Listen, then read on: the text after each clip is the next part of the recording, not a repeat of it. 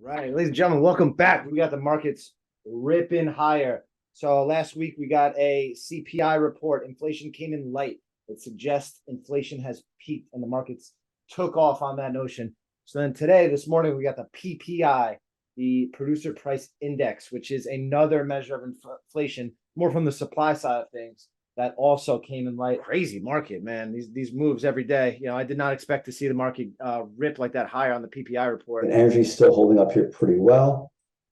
At this little retest area, we see, kind of buyers kind of pushing through a little bit for now. 10-year continuing to break that steep uptrend that it's been on for the past few months now, with Amazon just kind of getting smoked. What's keeping it down? Yeah. But what were you gonna say? I think these and the NASDAQ names, more so the growth names, these are the ones playing catch up right now. It's like not indicative of a new bull market or anything, but you're seeing Shopify like 25% off lows and things like that. So I think this is where we see the catch up happen.